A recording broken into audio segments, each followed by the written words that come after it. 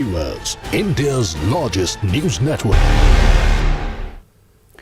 आदाब नाजरीन, hello career में आपका बहुत खैर मकदम है। मैं हूं आमिर हसन। नाजरीन, वही है मर्द जिन पर यास के साए नहीं पड़ते, वो बढ़कर तुंद तूफानों से टकराया ही करते हैं।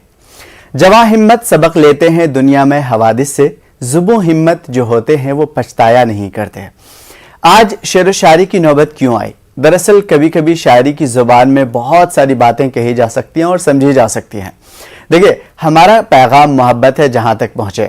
रोजाना की दुनिया में हम सभी नौजवान, बूढ़े, बच्चे पल पल बदलते हालात के साथ बदलते हैं या बदलने के चांसेस होते हैं।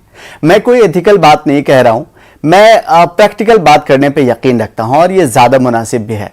वक्त बदलता है, चीजें बदलती है और जमाने में बदलाव आता ही है। ये बदलते भी रहेंगे और मुमकिन है कि आपके घर के हालात ऐसे हों कि आप बदलाव के शिकार हों, ज़हनी दबाव के शिकार हों, या मुमकिन है कि आप कौम के लिए फिक्रमंद हों, या ये मुमकिन है कि आप ज़माने में जो कुछ चल रहा है उससे परेशान हों और वाकई किसी भी हालात ने आपको बेचैन कर रखा हो। अगर आप इसे बदलना चाहते हैं तो आप तभी बदल सकते हैं जब आप खुद बदलें, अपने आप को बदलें। बदलाव के लिए खुद बदलना जरूरी है। घर से लेकर बाहर तक, हॉस्टल से लेकर ऑफिस तक, छोटी छोटी चीजों पर ध्यान मत दीजिए। यह आपके लिए बहुत मोहलिक होगा और अच्छे और बुरे के तराजू में अगर चीजों को तौलने लगिएगा तो कामयाबी हो ना हो, हर चीज आपके मुआफिक नहीं होगी। कभी कभी चीजें खिलाफ मामूल भी होती हैं, ये तो मुमकिन है, ऐसा होता है।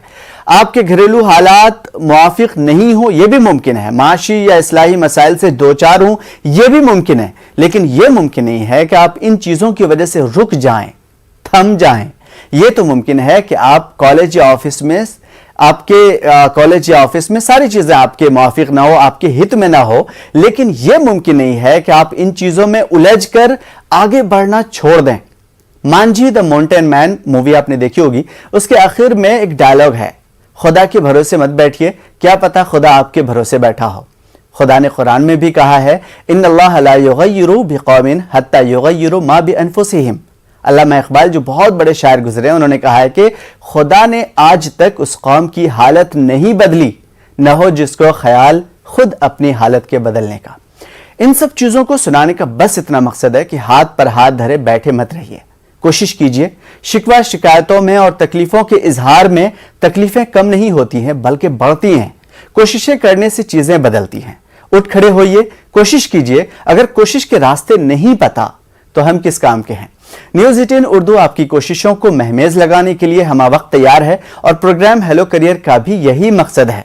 अगर आप पढ़ाई, जॉब या इस तरह के मसाइल में उलझे हैं, रास्ते नहीं पता, तो करियर एक्सपर्ट आपको रास्ते बताएंगे और यहां आपको कंसल्टेशन का जो है कोई फीस भी नहीं देना है और इस तरह की जो है कहीं और जाने की भी जरूरत नहीं है। बस नंबर घुमाना है और अपनों के अपनी मसाइल या अपनों के मसाइल को बताना है। करियर एक्सपर्ट आपको रास्ते बताएंगे, चीजें बताएंगे, आपके मसाइल को दूर करेंगे, जिससे आपको मंजिल पर पहुंचने में आसानी हो जाएगी। आज हमारे साथ करियर एक्सपर्ट, हम सबके हर दिल अजीज, हरफन मौला प्रोफेसर रेहान खान सूरी साहब मौजूद हैं। प्रोफेसर साहब, बहुत बहुत शुक्रिया आपका आज के प्रोग्राम के लिए। शुक्रिया। नाज़रीन, कॉल करने के लिए आपके नंबर स्क्रीन पे आपके जो है नंबर फ्लैश हो रहे होंगे। प्रोफेसर साहब से बात कीजिए और मसाइल का हल पाइए। किसी के भरोसे मत बैठे रहिए, क्या पता कोई आपके लिए प्रोग्राम चला रहा हो। खैर, प्रोफेसर रेहान खान सूरी साहब कोई जो है तारुफ के मोहताज नहीं हैं। आपने बहुत खिदमत दी हैं, खासतौर पर न्यूज़ 18 के साथ। सबसे पहले सर आपसे ये जानना चाहेंगे कि हमें बताइए कि घरेलू हालात या माशरे के हालात से बचकर अपनी नशोनुमा हम कैसे कर सकते हैं। इन चीज़ों को दिलो दिमाग से फेंक कर अपनी तालीम, अपने जॉब के लिए हम कैसे फोकस कर सकते हैं, क्योंकि आजकल जो चल रहा है बहुत ज़्यादा कुछ थियोलॉजिकल चीज़ों में लोग उलझ जा रहे हैं, खासतौर पे नौजवान जो टीनेजर होते हैं, या फिर हालात ऐसे हो जाते हैं कि वो कहीं ना कहीं फंस जाते हैं, एरर्स आ जाता है। उन सब चीज़ों से कैसे बाहर आए? देखिए, बहुत अहम आपने बात कही और ख़ास तौर से अगर देखा जाए तो चाहे वो घर के हालात हों या माशरी हालात हों, हमें सबसे पहले फोकस, जब हमारा फोकस क्लियर होता है, जब हमारी गोल क्लियर होता है, जब हमें पता होता है कि हमें कहाँ पहुँचना है, हमारा ऑब्जेक्टिव क्या है, तो मुझे नहीं लगता कि हमारा किसी भी कोई भी हालात किसी चीज़ पे बहुत ज़्यादा असरअंदाज होंगे। देखिए, अगर मैं एक मिसाल दूं कि जब हम सोने को निकालते हैं, अगर आप देखें तो जो उसकी टेक्निक है उसमें क्या है ना कि आप 1 औंस सोने के लिए टनों मिट्टी निकालते हैं, तो आप मिट्टी पे फोकस नहीं करते हैं, आपका फोकस सिर्फ उस 1 औंस गोल्ड पर होता है। तो आपको कुछ नहीं दिखाई देता, वो इतनी मिट्टी टनों जो मिट्टी निकलती है वो नहीं दिखाई देती, वो आपको सोना दिखाई देता है। इसी तरह से अगर आपका गोल जब होता है तो आपको कितना भी इधर उधर जो चीजें आपके अतराफ में हो रही हैं, जाहिर है हर हर हर किस्म के हालात होते हैं। कुछ लोग फाइनेंशियल परेशानी में होते हैं, कुछ लोग सोशल परेशानी में होते हैं, कुछ लोग इवन अपने अपने जो सरकमस्टांसेस होती हैं उनके जो चारों तरफ की, बहुत बार स्कूल में ऐसी कभी कभी चीज़ें होती हैं, कभी आपके फ्रेंड सर्कल में ऐसी चीज़ें हो जाती हैं जो आपको अफेक्ट करती है। देखिए, उससे तो आप नहीं बच सकते, जिंदगी है, जब जिंदगी होती है तो ये परेशानियां उसके साथ होती हैं। लेकिन कामयाब वही लोग होते हैं जिनका फोकस बिल्कुल क्लियर होता है, जिसमें कंसिस्टेंसी होती है, डेडिकेशन होता है। अगर आपके अंदर वो एक कन्विक्शन है और आप उसको कंसिस्टेंटली काम कर रहे हैं और कंसिस्टेंटली उसको फोकस करके आपको कि मुझे ये बनना है, मुझे ये करना है, अगर वो फोकस क्लियर है तो मुझे नहीं लगता कि कोई भी हालात किसी पे कोई बहुत ज़्यादा असर डालते। हालात तो देखिए हर तरह के होते हैं और बहुत बार ऐसा देखा गया है, बहुत सारी ऐसी स्टडीज़ भी कि अगर आपको बहुत ज़्यादा कंफर्ट होता है जब भी आपके रिजल्ट्स ख़राब होते हैं, तो ये दोनों चीज़ें बहुत मुश्किल। जब आपके बहुत सख्त हालात होते हैं तब भी आपके साथ बहुत परेशानी होती है। लेकिन जिन लोगों के गोल क्लियर होते हैं, जिनकी ऑब्जेक्टिविटी क्लियर होती है, जिनका फोकस होता है किसी गोल के ऊपर, वो लोग किसी भी तरह के हालात हो, चाहे अच्छे हालात हो, ख़राब हालात हो, नॉर्मल हालात हो, वो हमेशा अचीव करते हैं।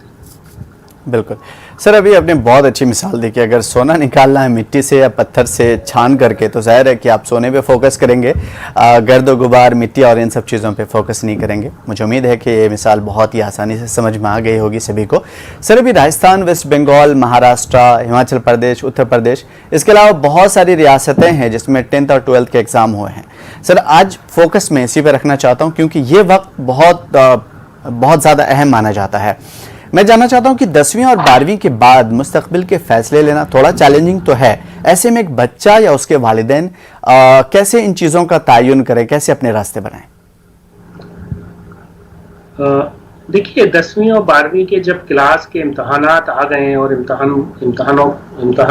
तकरीबन रिजल्ट सब आ गए हैं और हम अगले पड़ाव की तरफ हैं, तो बहुत सारे बच्चों ने ऑलरेडी अपने इम्तहान अपने जो अगले इक़दामात हैं वो उसके लिए अपनी तैयारी शुरू कर दी होगी। क्योंकि हमारा जो सेंट्रल यूनिवर्सिटी का एंट्रेंस टेस्ट है, जो कॉमन एंट्रेंस टेस्ट है यूजी प्रोग्राम्स के लिए, उसकी डेट्स भी आ गई हैं। जुलाई के तकरीबन दूसरे हफ्ते में शायद डेट्स हैं वो। उसके अलावा अगर आप देखें तो तकरीबन सभी यूनिवर्सिटीज़ में इस वक्त फॉर्म्स भर दिए गए हैं। बहुत सारे यूनिवर्सिटीज़ के जो CUET में नहीं आते हैं उनके इम्तहानात भी चल रहे हैं जो एंट्रेंस के हैं। तो एक वो लेवल है जिसने ऑलरेडी एक फॉर्म भर दिया, तो उनको अब फोकस ये करना है कि जो उनका एग्ज़ाम होना है उस पर वो फोकस करेंगे। दूसरा, एक क्लैरिटी होना बहुत ज़रूरी होती है और मैं ये बात बहुत ज़रूरी बताना चाहता हूँ यहाँ पर, बाद में और बात हम करेंगे कि आपको ये बहुत अहम है कि आप कहाँ पढ़ाई करते हैं। देखिए, किस कोर्स को करते हैं ये भी अहम है, बिल्कुल, इसमें कोई शक नहीं कि बिल्कुल अहम है, आपका इंटरेस्ट होना चाहिए। लेकिन ये भी बहुत अहम होता है कि आप जिस ऑर्गेनाइजेशन, जिस इंस्टीट्यूशन में पढ़ रहे हैं, वो इंस्टीट्यूशन का जो आपका एक सर्कल होगा, जो पीयर आपका ग्रुप होता है, जिनके साथ आप पढ़ाई करते हैं, उसमें कैसा इन्वायरमेंट है, वो बहुत मैटर करता है। देखिए, यही फ़र्क होता है कि जो कोई डिस्टेंस एजुकेशन में अगर कोई पढ़ाई कर रहा है, प्राइवेट पढ़ाई कर रहा है उसमें, और जो रेगुलर अच्छे कॉलेज में या इवन बहुत अच्छा कॉलेज नहीं हो तब भी कॉलेज में पढ़ाई करें, तीनों में बहुत फ़र्क होगा। तो इसका मतलब ये है कि हमारी जो लर्निंग है वो पीयर लर्निंग भी बहुत बहुत ज़्यादा मैटर करती है। हमारे हॉलिस्टिक डेवलपमेंट के लिए एक इन्वायरमेंट बहुत ज़रूरी है। हमारी ग्रोथ के लिए वो एक एक्सपोजर बहुत ज़रूरी है जो डिफरेंट तरह की यूनिवर्सिटीज़ में डिफरेंट होता है। और जाहिर है जो बड़ी यूनिवर्सिटीज़ हैं, इस्टेब्लिश्ड यूनिवर्सिटीज़ हैं, रेप्यूटेड यूनिवर्सिटीज़ हैं, टॉप यूनिवर्सिटीज़ हैं, उनका एक अपना इन्वायरमेंट होता है। कहीं पर आपको रिसर्च इन्वायरमेंट मिलेगा, कहीं आपको बहुत ज़्यादा प्रैक्टिकल एप्लीकेशन बेस्ड इन्वायरमेंट मिलेगा, बहुत सारी जगह पे आपको कहते हैं ना, एक क्रिटिकल थिंकिंग वाला इन्वायरमेंट मिलेगा। बहुत सारी जगह पे आपको अलग अलग तरह के इन्वायरमेंट हैं। अगर देखा जाए तो आपको ये समझना होगा कि आप जब सेलेक्ट कर रहे हैं यूनिवर्सिटी को, कोर्स को, तो ये बात ज़रूर जहन में रखें कि वहाँ पर मेरा टोटल एक होलिस्टिक डेवलपमेंट हो रहा है, नहीं हो रहा, मेरी पर्सनैलिटी कैसे इंप्रूव होगी। देखिए, एजुकेशन का मतलब कतई ये नहीं है कि आप एक डिग्री ले लें। ये बात ज़रूर समझने में, ये बात इसलिए ख़ास तौर से कह रहा हूँ कि हमारे बच्चे बहुत बार कुछ ऐसे प्रोग्राम्स के पीछे सिर्फ अपना या कुछ ऐसे फैसले ले लेते हैं दोस्तों की वजह से या किसी और वजह से, जहाँ पर आपको ये बहुत सारी चीज़ें आपकी मिस होती। तो जब भी आपको फैसला लेना हो कि आपको कहाँ एडमिशन लेना है, तो ये इन चीज़ों का ख्याल रखें, पहली बात। दूसरी बात, आपको ये बहुत अहम होता है कि किस तरह से आप कोर्स सेलेक्ट करें। ये भी अपने आप में एक अहम चीज़ है, क्योंकि बहुत बार हमें अपनी मर्जी का कोर्स नहीं मिलता, तो हम क्या करें। हमारे सामने बहुत बड़ा एक चैलेंज होता है। मैं ये सवालों के जवाब इसलिए दे रहा हूँ क्योंकि ये बहुत ज़्यादा सवाल पूछे जाते हैं। बिल्कुल। मुझे बहुत लोग जब बात करते हैं, पूछते हैं, तो वो उनके सवाल इसी तरह के होते हैं। एक सवाल ये होता है कि हमें अपनी मर्जी का कोर्स नहीं मिला, अपनी मर्जी का इंस्टीट्यूट नहीं मिला, हम क्या करें। क्या हम 1 साल और तैयारी करें? क्या हम किसी और या कंप्रोमाइज करके किसी और कोर्स में एडमिशन ले लें? तो इस तरह के जब सवालात आते हैं तो ये बहुत जेनरिक, इसका जवाब देना बड़ा मुश्किल है। मतलब जवाब सबके लिए एक नहीं है, जवाब हर इंसान के लिए अलग है। जिस तरह से आप देखते हैं कि जैसे बुखार का मर्ज हो या कोई ऐसी, खुदा ना करे किसी को मर्ज है, तो जब बुखार एक नॉर्मल जनरली होती है बीमारी, और दवाई लेकिन उसकी बहुत सारे तरह की होती है। कभी कभी वो वायरल होता है, कभी जॉइंट, कभी वो टाइफाइड होता है, कभी इस तरह के डिफरेंट बुखारात होते हैं, वो चेक करके ही डॉक्टर देता है। इसी तरह से ये हमारे करियर के ताल्लुक में भी हर इंसान की एक इंडिविजुअल पर्सनैलिटी होती है और उसका इंडिविजुअल इंटरेस्ट होता है। वही चीज आप देखेंगे दूसरे के केस में उसका जवाब दूसरा होगा, उसका सॉल्यूशन कुछ और होगा। तो इसलिए जरूर इसको समझें, और इसके लिए सबसे अच्छा मैं कहूँगा कि अपने टीचर्स है, जो आपके टीचर्स हैं, उनसे राब्ता करें, या आप जिस प्रोफेशन में जाना चाहते हैं, जो बनना चाहते हैं, उस तरह के इंसान से अगर आपका कहीं कोई किसी के थ्रू कनेक्ट हो जाए, उससे बात करें। जैसे मिसाल के तौर पे अगर आप किसी भी डिस्ट्रिक्ट में, वहाँ पर हर तरह का, वहाँ गवर्नमेंट सर्वेंट्स भी होते हैं वहाँ, और बाहर पढ़ने वाले भी होते हैं, कोई ना कोई आपका दोस्त, कोई रिश्तेदार, उनके कोई जानने वाले जरूर किसी ना किसी ऑर्गेनाइजेशन में काम कर रहे होंगे, जो आप बनना चाहते हैं, जिस तरह के प्रोफेशन में आप जाना चाहते हैं, तो उससे जरूर बात करें। और उससे जब आप बात करेंगे तो आपको बहुत सारी चीजें क्लियर होंगी। लेकिन ये जो सबसे अहम है वो ये है कि आपको ये जरूर देखना है कि मेरा इंटरेस्ट क्या है, मुझे किस तरह का कोर्स करना चाहिए, मेरा गोल क्या है, मेरे गोल को अचीव करने में कौन सा कोर्स हेल्प करेगा। और बहुत बार इनडायरेक्ट कोर्सेज भी होती हैं जो आपके गोल को अचीव करने में हेल्प करती हैं। मिसाल के तौर पे आपको हो सकता है कि अभी वो कोर्स नहीं मिला, लेकिन आप मास्टर्स में उस कोर्स को ऑप्ट कर सकते हैं। जैसे कंप्यूटर साइंस आप पढ़ना चाहते हैं, और कंप्यूटर साइंस अगर किसी वजह से आपको बीटेक में नहीं मिला, तो कोई हर्ज नहीं है, आप इलेक्ट्रॉनिक्स कम्युनिकेशन ले लें, इलेक्ट्रिकल इंजीनियरिंग ले लें, और उसके बाद आप मास्टर्स में अपना कंप्यूटर साइंस ले लें। तो बहुत सारे ऐसे रास्ते होते हैं। इसी तरह से आपने कोई डिप्लोमा में एडमिशन लिया, उसके बाद आप फर्दर अपना अंडर ग्रेजुएट प्रोग्राम कर सकते हैं। इसी तरह से आपने एक नॉर्मल बीए किया, और आप अगर आप एमबीए करना चाहते हैं या किसी और पर्टिकुलर लैंग्वेज में मास्टर्स करना चाहते हैं, तो आपको बस ये ध्यान रखना है कि जिसमें आपको जिस मास्टर्स में जाना है, अगर या जिस फील्ड में जाना है, उस फील्ड का कुछ ना कुछ सब्जेक्ट जरूर ले लें। वरना आपके पास जब आप यूनिवर्सिटी में पहुंचते हैं तो आपके पास एक अपॉर्चुनिटी होती है, वो होती है चॉइस बेस्ड क्रेडिट सिस्टम के अंतर्गत आप कोई भी एक सब्जेक्ट पढ़ सकते हैं अपनी मर्जी का, जरूरी नहीं उस कोर्स में हो। मिसाल के तौर पर आप फोटोग्राफी करना चाहते हैं और आपका जो एडमिशन है वो बीए हिंदी में है, तो आप फोटोग्राफी के एक सब्जेक्ट को सेलेक्ट कर सकते हैं और पढ़ सकते हैं। इसी तरह से कोई साइकोलॉजी पढ़ना चाहता है, वो साइकोलॉजी का कोई सब्जेक्ट पढ़ सकता है, कोई ह्यूमन रिसोर्सेज पढ़ना चाहता है, उसका पढ़ सकता है। बहुत जरूरी है आने वाले जिस भी प्रोफेशन में जाना हो। एक कॉलर से बात करेंगे। हेलो सर, आमिर खान साहब, अस्सलाम वालेकुम। वालेकुम अस्सलाम। मेरा नाम बशीर है, हुसैन आलम से बात कर रहा हूँ मैं। जी बताएं। जी कि हमारे खान साहब से ये सवाल है कि जो सवाल आम कर रहा हूँ मैं, कि जो बच्चे जो 10th पास करते हैं उसके बाद मुस्तकबिल के लिए अपने जो राह चुनना चाहिए, कि वो अपने मर्जी के मुताबिक करना चाहिए, आगे फ्यूचर को देखते हुए करना चाहिए, वो मैं हमारे खान साहब से मैं ये पूछना चाह रहा हूँ। अच्छा, जरूर जरूर डॉक्टर बशीर साहब, बहुत शुक्रिया बशीर साहब, बहुत अच्छा सवाल है आपका। देखिए मैं आपको कुछ चीजें शायद डाटा के बेसिस से बता दूं। वर्ल्ड इकोनॉमिक फोरम 2022 के हिसाब से ये बताया गया कि अगले आने वाले 5 सालों में यानी कि 2027 तक तकरीबन एक लार्ज नंबर है जॉब रोल्स का, यानी कि थाउजेंड्स में वो नंबर है जो जॉब रोल्स खत्म हो जाएंगे, जो जॉब अवेलेबल ही नहीं होगी। तो ये बहुत जरूरी है कि आप फ्यूचर पे फोकस करें, लेकिन कुछ बेसिक कहते हैं ना बेसिक करियर्स होते हैं, जैसे मिसाल के तौर पे मेडिसिन, मिसाल के तौर पे इंजीनियरिंग, मिसाल के तौर पे आपका लॉ, मास कम्युनिकेशन, जर्नलिज्म।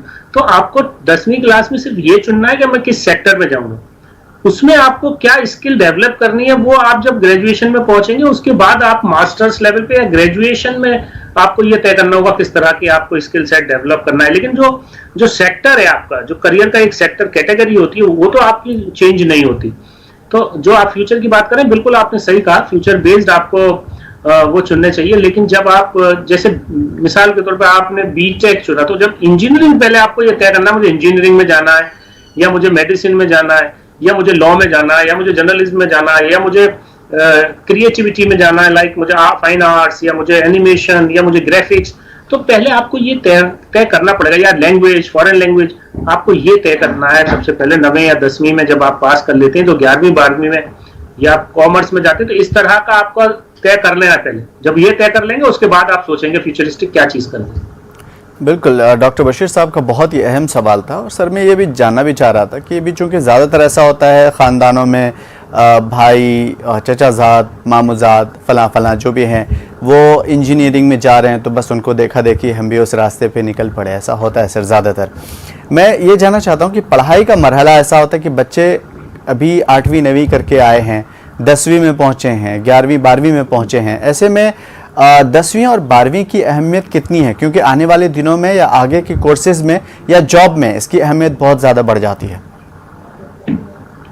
देखिए जो बात आप कह रहे हैं बहुत सही है। हिंदुस्तान में मेरे ख्याल से 3% ऐसे लोग हैं, मुसलमानों की बात कर रहा हूँ मैं, मुस्लिम कम्युनिटी में 3% या 3.5% इतने हैं जो कॉलेज में पहुंचते जाते हैं। तो ये बहुत अहम डाटा है। तो एक बहुत बड़ा चंक है जिसमें जो कॉलेज तक भी नहीं पहुंचता, तो उनके पास इंस्पिरेशनल कोई चीज नहीं होती, जो आप बात करें। लेकिन जो बात आपने अहम कही कि 10वीं क्लास तक अगर कोई पहुंचा है, उसके पास अगर कोई गोल आ जाता है, तो इसके लिए बहुत अहम होता है कि आपका ये टर्मिनल पॉइंट्स है, इसको कहते हैं हम, कि आपके 10वीं या 12वीं के बाद आपके पास ये पड़ा होता है कि आपको कहाँ जाना है। या जैसे कि 10वीं के बाद आप 11वीं 12वीं में अपनी स्ट्रीम चुनते हैं, वो कॉमर्स हो सकती है, मेडिसिन हो सकती है, साइंस लाइक मैथमेटिक्स हो सकता है, वो डिपेंड करता है आप किस तरफ जाना चाहते हैं। तो अगर आपने 10वीं में ये तय कर लिया तो आपके लिए बहुत अहम हो जाता है कि आप किस तरह के सब्जेक्ट लेते हैं। आपको इकोनॉमिक्स पढ़नी है, साइकोलॉजी पढ़नी है, आपको कंप्यूटर पढ़ना है, क्या पढ़ना है, या आपको लॉ पढ़ना है, बहुत सारी चीजें आप 11th 12th में आप सब्जेक्ट के तौर पे ले सकते हैं। 12वीं के बाद जो पढ़ाव होता है वो बहुत अहम पढ़ाव होता है, क्योंकि आपका वो स्कूल टाइम खत्म होता है, सेकेंडरी स्कूल से आप जो है फिर कॉलेज जा रहे होते हैं, आप अंडर ग्रेजुएट प्रोग्राम में जा रहे होते हैं, तो आपके पास वहां बहुत अहम हो जाता है कि आपको किस तरह की फील्ड सेलेक्ट करनी है। तो जो बात आप कह रहे हैं बिल्कुल सही है, लेकिन हमारे पास ये बात अगर हमारे जहन में क्लियर हो जाए, मतलब उस बच्चे के लिए क्लियर हो जाए कि वो बच्चा किस तरह के प्रोग्राम में जाना चाहता है। और मैं आपको एक बात और बताऊं कि इंजीनियरिंग के ताल्लुक से अभी देखा गया है कि एक बहुत बड़ा ड्रॉप आया पिछले 3 सालों में। इंजीनियरिंग में एडमिशंस बहुत कम हुए, लोग इंजीनियरिंग को छोड़ के और अलग तरह के प्रोग्राम्स में जा रहे हैं। आजकल बहुत सारे न्यू एज करियर्स हैं जिसमें लोग जा रहे हैं। तो ये बहुत अहम हो जाता है कि किस तरह का हमारे जो फ्यूचर देख रहे हैं ना, अभी अगर हम देखें तो बहुत सारी ऐसी जॉब्स क्रिएट हो रही हैं जो फुल टाइम जॉब्स, ये तो बहुत सारी ऐसी चीजें। बिल्कुल, मुस्तकबिल में आने वाले दिनों में जो है कौन सी चीजें आपको ज्यादा फायदेमंद देंगी, ये भी बहुत ज्यादा अहम है। सर एक कॉलर को शामिल करेंगे। हेलो। हाँ हेलो जी, वालेकुम सलाम, नाम बताएं, कहाँ से बात कर रहे हैं? वो मुमताज बानो नाम है, वो मेरा नवासा 10वीं पास हुआ है जी, पूछिए। उसके बाद इंजीनियर कॉलेज में मैंने रखी हूँ, तो आगे पढ़ाऊँ कि उसको इंजीनियर कोर्स में रखी हूँ मैंने अभी, तो क्या करना चाहिए? ओके, अच्छा ठीक है, देखिए मैं समझ गया आप जो सवाल पूछना चाह रहे हैं। अगर बच्चे ने 10वीं करी है और आपकी कोई ऐसी बहुत ज्यादा फाइनेंशियल जरूरत नहीं है कि बच्चा को इमीडिएटली आपको किसी प्रोफेशन में भेजना है, तो मेरा मशवरा यही होगा कि आप उसको 12वीं जरूर कराइए और 12वीं कराने के बाद फिर इंजीनियरिंग में भेजिए या कहीं भी जो बच्चे का इंटरेस्ट हो उसमें भेजें। लेकिन 10वीं के बाद भेजना मुनासिब नहीं होता। जैसे डिप्लोमा इन इंजीनियरिंग के कोर्सेज होते हैं बहुत सारे, 10वीं के बाद अपॉर्चुनिटी होती है। लेकिन बेहतर ये है कि आप उसको 12वीं कराएं, उसके बाद अपना जो भी वो आगे फर्दर इंजीनियरिंग या किसी भी तरह के करियर को ऑप्ट करना चाहता है वो ऑप्ट कर सकता है। बिल्कुल सर, एक बहुत ही अहम चीज़ पूछना चाहता हूँ कि इम्तिहानात की तैयारी कैसे करें, क्योंकि ज़्यादातर लोगों को देख के या पूछ करके ये कहते हैं अरे 18 घंटे 15 घंटे 10 घंटे बैठ के पढ़ो, और बहुत ही अलग होता है क्योंकि पढ़ने की तैयारी करने की और चीज़ों को गैदर करने की हर एक की हैबिट अलग अलग होती है। तो इम्तिहानात की तैयारी कैसे करें बेसिकली? देखिए, बहुत आपने अहम बात कही, और मैं तो ये कहूँगा कि उन बच्चों के लिए खास तौर से जो 10वीं में इस बार एंटर हुए, मतलब जिसकी 12वीं और 10वीं शुरू हुई, 11वीं से 12वीं में आए या 10वीं से 9वीं से 10वीं में आए, उनके लिए अहम है कि पूरे साल आप कंसिस्टेंटली पढ़ाई करें और अपने शेड्यूल्स बनाएं। देखिए, टारगेट आपका ये होना चाहिए कि अक्टूबर तक आपका पूरा सिलेबस आप कंप्लीट कर लें और अपने सारे चैप्टर्स को आप ऐसे डिवाइड कर लें कि आप अक्टूबर में आपके पास पूरा आपका कोर्स हो जाए। उसके बाद जितना भी टाइम हो सारा रिवीजन में जाना चाहिए। तो तैयारी 2 दिन में 4 दिन में नहीं होती, और 18 घंटे पढ़ने की जरूरत नहीं है। आप कंसिस्टेंटली 2 से स्कूल के अलावा 3 घंटे अगर आप पढ़ाई करते हैं तो आप कंसिस्टेंटली, मतलब आपका कोई दिन ब्रेक नहीं होना चाहिए, तो आप इजीली एक बहुत अच्छा स्कोर कर पाएंगे। और आगे भी बहुत सारे आप एंट्रेंस के जो एग्जाम्स होते हैं वो बच्चे, ये एक सर्वे भी है कि जिसमें 75% वो बच्चे क्वालिफाई करते हैं जो फर्स्ट अटेम्प्टर्स होते हैं जितने भी एंट्रेंस टेस्ट हैं।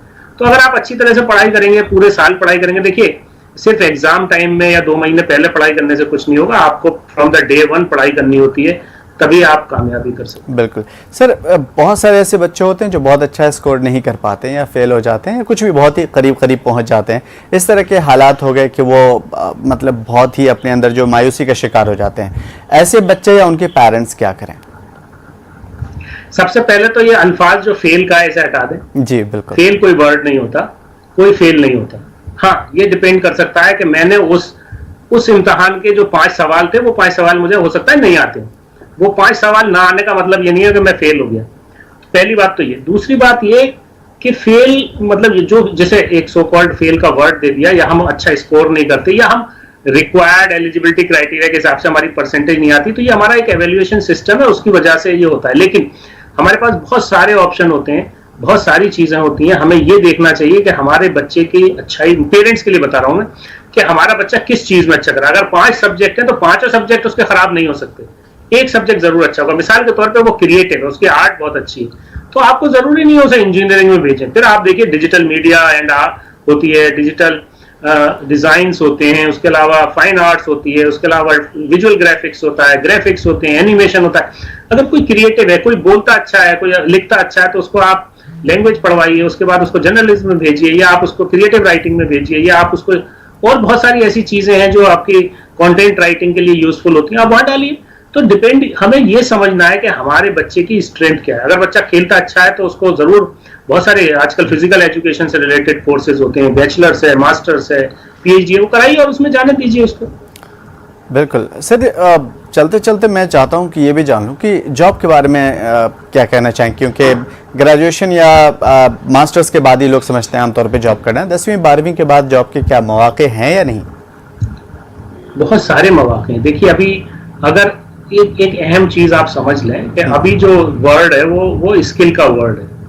अगर आपको कोई भी स्किल आती है, मिसाल के तौर पे आप बहुत अच्छी कोडिंग करते हैं, आप बहुत अच्छी आप बात कर सकते, जैसे मैं बताऊं ऑडियो में आपकी बहुत ज्यादा इस वक्त रिक्वायरमेंट है। मेरी आवाज बहुत अच्छी है, मैं थोड़ा सा सीख लेता हूं, मुझे पिच कहाँ हाई करनी है, कैसे मॉड्यूलेशन लाना है। अगर मैं थोड़ी सी भी कुछ ट्रेनिंग ले लूं तो मैं वॉइस ओवर कर सकता हूं। और आज की तारीख में आप देखिए कितने बड़े, बहुत सारे OTT प्लेटफॉर्म्स हैं, बहुत सारे और जनरल आपके सैटेलाइट चैनल्स हैं जहां पर आपको जरूरत होती है। और बहुत सारे घर बैठ के आप अपनी आवाज, अगर मैं रीजनल लैंग्वेज जानता हूं, मैं इंग्लिश जानता हूं, मैं हिंदी जानता हूं, उर्दू जानता हूं, तो मैं क्या कर सकता हूं, क्योंकि हर लैंग्वेज की इस वक्त जरूरत है। आप देख रहे होंगे आजकल हर सीरियल, हर वेब सीरीज, हर फिल्म, हर लैंग्वेज में आपको मिलती है। उसमें आपको आवाज चाहिए किसी ना किसी की, और कोई किसी इंसान को अच्छी आवाजें निकालने की प्रैक्टिस है तो और अच्छा हो सकता है वो। और इसमें घर बैठे आप काम कर सकते हो। तो इस तरह की बहुत सारी, जिसको गिग जॉब्स कहते हैं बेसिकली, ये गिग इकोनॉमी जो है हिंदुस्तान की ग्रो कर रही है, मल्टीफोल्ड ग्रोथ है इसमें। तो इस तरह के बहुत सारे जॉब्स हैं, तो आपको सिर्फ ये देखना है कि आपकी स्ट्रेंथ क्या है। बहुत सारे काम आप आप घर से बैठ के डिजाइन बना सकते हैं, आप बहुत सारा ऐसा कंटेंट राइटिंग का काम घर से बैठ के कर सकते हैं। अगर आपको आपकी राइटिंग अच्छी है तो आपको एक स्किल सेट डेवलप करना है। अगर वो हो जाता है तो आप 10वीं के बाद भी कर सकते हैं, 12वीं के बाद भी कर सकते हैं, ग्रेजुएशन के बाद भी कर सकते हैं, और सिर्फ आपको करके भेजना है। वो घर बैठ के करना होता है, 2 घंटे 3 घंटे में आप इतना पैसा कमा सकते हैं कि आप अपनी सारी पढ़ाई का खर्चा निकाल लें। बिल्कुल, बहुत ही खूबसूरत बात कही। स्किल डेवलपमेंट इतना ज़्यादा ज़रूरी है, और ख़ास तौर पे सर चूँकि इसमें आप माहिर भी हैं, आपने इतनी मुद्दत से जो है बच्चों को भी देख रहे हैं। बहुत शुक्रिया सर, आपसे बहुत कुछ सीखने को मिला, जानने को मिला, और उम्मीद है कि बहुत सारे बच्चे या पेरेंट्स को भी सीखने को मिला होगा। बहुत शुक्रिया आपका। नाज़रीन, 1000 बर्क़ गिरे, लाख आंधियाँ उठें, वो फूल खिल के रहेंगे जो खिलने वाले हैं। अपना ख्याल रखिए, खामोश मत रहिए। चीखना ज़रूरी है आजकल के ज़माने में, यही चीख आपको मंजिल का पता देगी। अपनी आवाज़ को अपने अंदर मत घोट के रखिए। खुश रहिए, माशरे में खुशी बांटिए। मुकाबला करना है तो खुद से कीजिए, खुद के लिए कीजिए और आगे बढ़िए। आदाब।